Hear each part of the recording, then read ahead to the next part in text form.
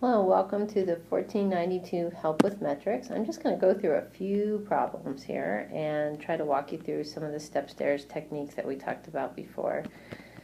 And I'll also do a little bit on scientific notation, converting back and forth between that and conventional notation, and adding and subtracting numbers that are in scientific notation. A basic problem here, so 52 grams to micrograms.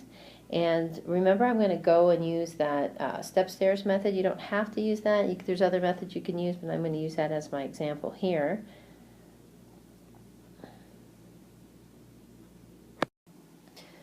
Okay, so I'm going to start with converting between metric units. So I'm going to use 52 grams to... So here I have the step stairs that I'm showing you here, and so we're going from, remember, grams to micrograms. So we're going to go from grams to micrograms, and so 1, 2, 3, 4, 5, 6. We're going to go 6 steps to the right. So let's go to the next slide and let's look at that again. Okay, so looking at that unit picture, I'm 52 grams to micrograms, so I'm starting at kilograms at grams. So the step stairs but now one way that you can do this. So let's go back to our slide. You also can use the sentence, kids have dropped over dead, converting metrics too much. And the O for over, I got asked about that, is for the origin, because that's the origin unit, so grams, meters, or liters. So we're going from 52 grams, so we're starting at the origin, and we're going to micrograms. So we're going down in unit size, so we're going to a smaller unit. So in order to keep the number the same, we're going to have to go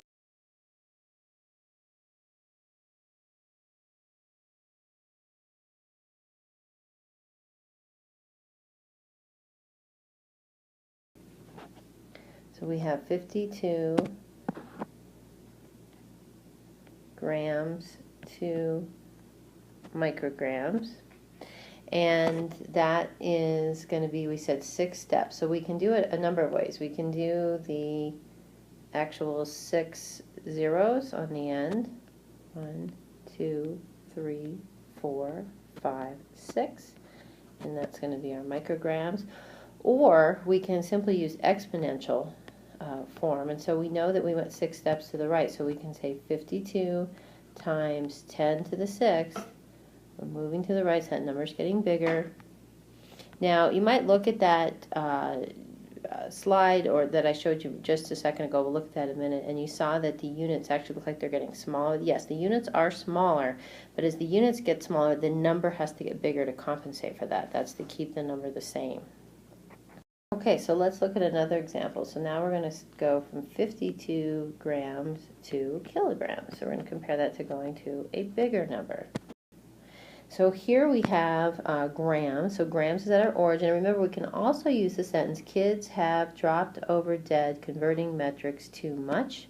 And so we go from grams back to kilograms. So we're 1, 2, 3. 3 steps to the left. So let's look at that again. Let's take a look at that again.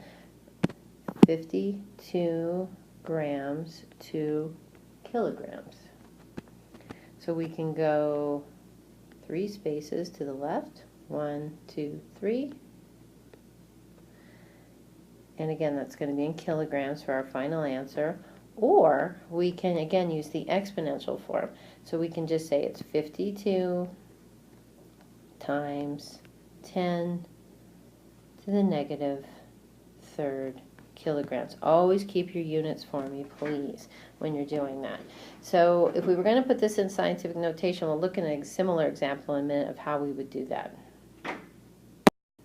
Okay, so now let's look at 52. We can use that same problem we just had. 52 times 10 to the negative third. You can keep the kilograms here if you want. That's not a problem. So if we were to put that in, for example, conventional notation, let's do scientific first. So we'll do that in scientific notation. Remember, scientific notation is asking that the decimal place be here. So it's a number between 1 and 10. So we would have, in this case, to make this between 1 and 10, we need to move that decimal place to this point right here, so 5.2. So we would have 5.2. Now, because I just took away a decimal place, so I moved back, I need to add a decimal place up here into my exponent. So I would have the 5.2. I'm going to add up into my exponent that space that I just took away. So I'm going to add one back up here. So -3 plus 1 is going to be -2. So it's going to be 55.2 times 10 to the -2 kilograms, and that's in scientific notation. Now let's put that in conventional notation, which is, or conventional number form. Conventional number form lacks the exponent altogether. So now we would take this, we want to get rid of this -3 that we have up here at the top, or we can do it with the -2. It makes no difference. So for the -3, in order to get rid of it, we would move this back 3 spaces, or if we were here, we would move this back 2 spaces. And you'll see if you do that, you get the same answer both times. So in conventional form,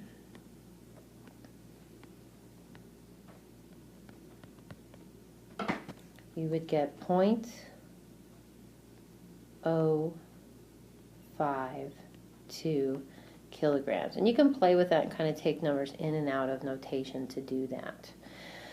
Okay, so let's go on and look at adding and subtracting with exponents. So here we have, we'll give you number 3.7.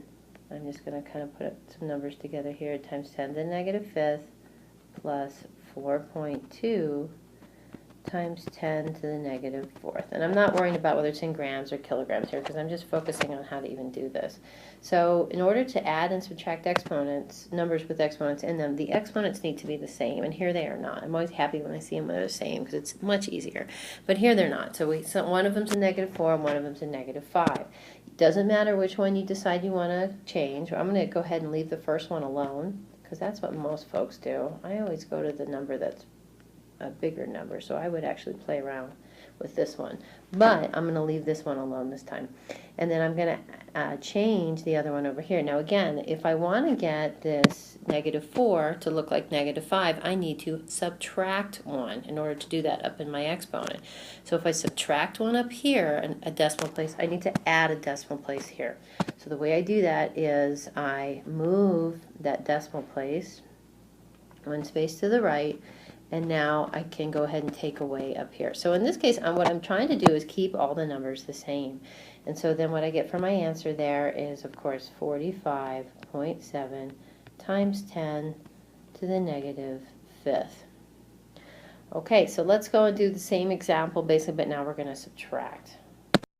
So here I'm going to take basically the same example, but now I'm going to subtract. So I'm going to say 3.7 times 10 to the -5th minus 1.2 times 10 to the -2.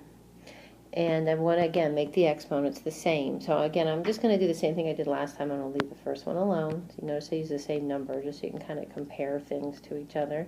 And then I'm going to move the second one around. So here I need to make this second exponent much smaller. So I need to get from -2 down to -5. So in order to do that, I need to subtract 3 decimal places. If I subtract 3 decimal places here, then I need to add 3 decimal places here. So you see when we're working this all out, the number's going to be the same. And what you can do to maybe help visualize this is after you've seen these numbers like 1.2 times 10 to the etc., and then when I change it to the next one, write them out in conventional form, and you'll see that they have the exact same number of zeros. They're the same number.